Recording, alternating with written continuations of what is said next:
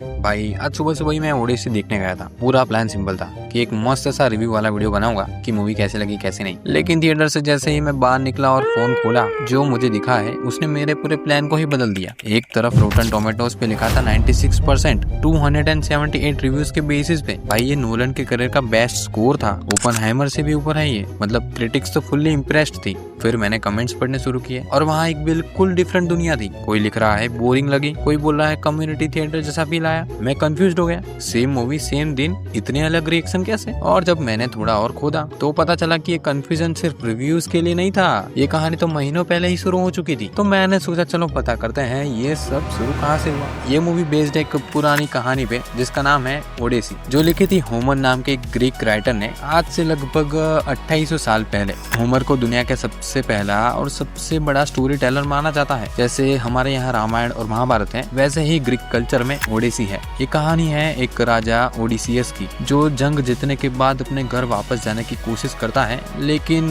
रास्ते में उसे सालों लग जाते हैं। तो नोलन ने इसी पूरी कहानी के ऊपर मूवी बनाई है और जब उसने कास्ट अनाउंस की तब असली बवाल शुरू हुआ। नोलन ने लुपिता न्योगो को कास्ट किया हेलन ऑफ ट्रोय के रोल के लिए, जो कि इस कहानी का एक फेमस कैरेक्टर है। लेकिन होमर की ओरिजिनल कहानी में हेलन को गोरा रंग और गोल्डन बाल वाला डिस्क्राइब किया गया था। तो कुछ लोगों को लगने लगा कि ये कास्टिंग ओरिजिनल कहानी से मैच नहीं करती और यहीं पे कूद पड़े एलोन मस्क। उन्होंने सीधा ट्वीट कर दिया, जो तुम यहाँ पे पढ़ लो। अब ये सीधा नोलन की नियत पे सवाल उठा, बस इतना काफी था आग लगाने के लिए। लेकिन रुको, ये सिर्फ एक कास्टिंग का मामला नहीं था। एक और एक्टर एलियट पेज को भी कास्टिंग किया गया था, एक कैरेक्टर के रोल में जिसका नाम है साइनन। और फनी बात यह है कि साइनन ओरिजिनल ओडिसी की कहानी में है ही नहीं। अब अगर आप सोचो तो कि ये रामायण बन रही है और रामायण की मूवी में कोई अलग ही कैरेक्टर आ जाए जो कि ओरिजिनल रामायण में नहीं है, तो कैसे बवाल हो गए। अब नोलन ने ये कैरेक्टर खुद नया बनाया है अपनी मूवी के लिए, लोग तो ऐसा ही सोचने लगे। अब जब इतना बवाल हो चुका था तो ऑब्वियसली किसी ने नोलन भाई से पूछा ये सब क्या चल रहा है नोलन भाई। और नोलन भाई का जवाब सुन के मुझे हैरानी हुई। उन्होंने बोला कि ये पूरी बहस इररिलेवेंट है। उसका लॉजिक सिंपल था, जो लोग कंप्लेन कर रहे हैं उनमें से किसी ने भी अभी तक मूवी देखी ही नहीं है, तो उनका ओपिनियन का कोई वेट ही नहीं है। अब उसने एक और बात भी बोली थी कि ये उसके करियर में पहली बार नहीं हो रहा। जब उसने बैटमैन ट्रायलॉजी बनाई थी तब भी लोगों के पास अपनी एक्सपेक्टेशंस थी हर कैरेक्टर के लिए, कैरेक्टर कैसा होना चाहिए, और उसने हर बार किसी न किसी वजह से बैकलैश तो फेस किया ही था। लेकिन इस रिप्लाई ने आग और बढ़ा दी। कुछ लोगों ने बोला ये एरोगेंट जवाब है, मूवी बनाने वाले को इतना कैजुअल नहीं होना चाहिए। लेकिन दूसरे लोग बोले बिल्कुल सही बोला नोलन भाई, पहले लोगों को मूवी देखनी चाहिए और फिर बाद में बोलना चाहिए। तो मैंने सोचा चलो अब मूवी रिलीज हो गई है तो अब देखते हैं असली लोगों का रिएक्शन क्या है। ना ट्विटर की बहस, ना पहले से बनी हुई ओपिनियंस, सिर्फ वो लोग जो मूवी देख चुके हैं। और जो मैंने देखा है वो और भी इंटरेस्टिंग था। क्रिटिक्स मतलब जो प्रोफेशनली मूवी रिव्यूज करते हैं, उन लोगों का सबका रिएक्शन ऑलमोस्ट सेम था। वो सभी लोग इम्प्रेस्ड। हॉलीवुड रिपोर्टर जैसी बड़ी पब्लिकेशन ने लिखा कि कास्टिंग की एक्टिंग बहुत ही अच्छी है। मैंने और रिव्यूज खंगाले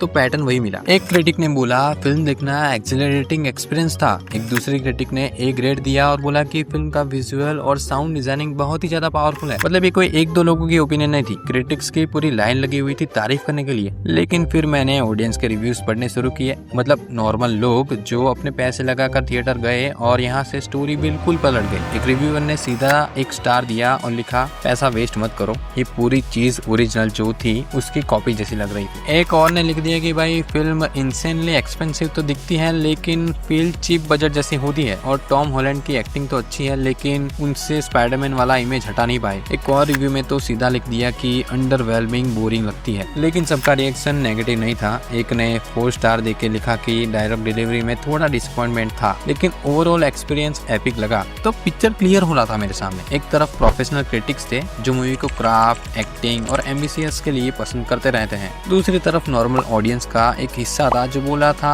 हाँ दिखने में अच्छी है लेकिन फील करने में बोरिंग है। लेकिन एक और ग्रुप था जिसकी बात मैंने अभी तक की ही नहीं है, लिटरेचर प्यूरिस्ट। मतलब वो लोग जो पुरानी किताबों और क्लासिक स्टोरी को बिल्कुल ओरिजिनल वैसे ही रखना चाहते हैं, कोई बदलाव पसंद नहीं करते। अब इनका सवाल सिंपल था, उन्हें कास्टिंग से कोई प्रॉब्लम ही नहीं थी। उनको उनका सवाल था कि क्या नोलन ने होमर की असली कहानी के साथ इंसाफ किया है। तो मैंने ढूंढा कि नोलन ने अपनी रिसर्च कहाँ से ली। उसने एमिली विल्सन नाम की क्लासिस्ट, मतलब जो व्यक्ति पुरानी ग्रीक रोमन कहानियों की एक्सपर्ट होती है, उसका 2017 वाला ट्रांसलेशन को बेस बनाया। अब ये ट्रांसलेशन काफी रिस्पेक्टेड है एकेडमिक दुनिया में, और विजुअल स्टाइल के लिए उसने इंस्पायर ली रे हैरिहोसन से, जो एक लेजेंडरी फैंटेसी फिल्म मेकर थे पुराने जमाने के। तो टेक्निकली नोलन ने सीरियस रिसर्च की थी, लेकिन फिर भी प्यूरिस्ट का एक ऐतराज था कि ट्रेलर में जो लैंग्वेज यूज हुई है वो बिल्कुल मॉडर्न अमेरिकन स्टाइल में है। मतलब कैरेक्टर जो बोल रहे हैं जैसे आजकल लोग बोलते हैं, ना कि जैसे एक 28 साल पहले पुरानी कहानी के कैरेक्टर बोलने चाहिए। तो उनका पॉइंट था कि